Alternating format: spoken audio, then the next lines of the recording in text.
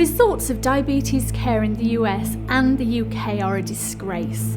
It costs health services billions every year, and it costs ordinary people their lives. I am really fed up that diabetes lags massively behind in terms of media coverage, so I decided to take matters into my own hands to get the message across. Every year, November is Diabetes Awareness Month, and yet there's hardly ever any media attention on it here in the UK.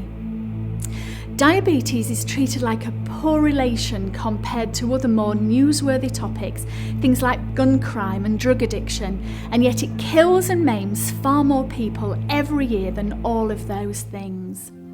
I'm Elaine Wilson, and I've been giving nutritional advice for years. I devised the RebalanceDiabetes programme, and I wrote the 6 Diet.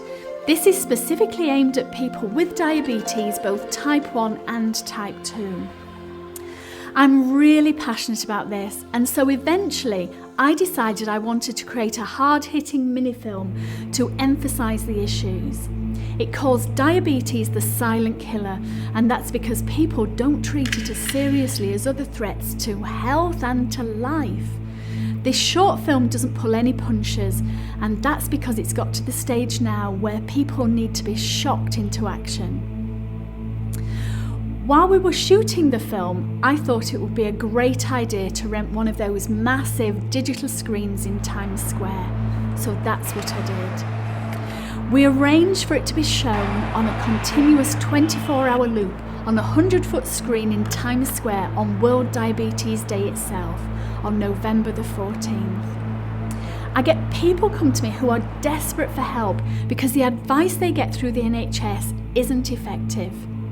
The health services should recognise that their nutritional approach to diabetes is not working. It won't work, and frankly, it hasn't ever worked. The statistics speak for themselves, and yet the health service keeps doing the same thing, giving the same advice, and more people are suffering. Well, I don't know when they're going to wake up and recognise that they need to change the way they advise people with diabetes. But I devised a different approach, and I get different results.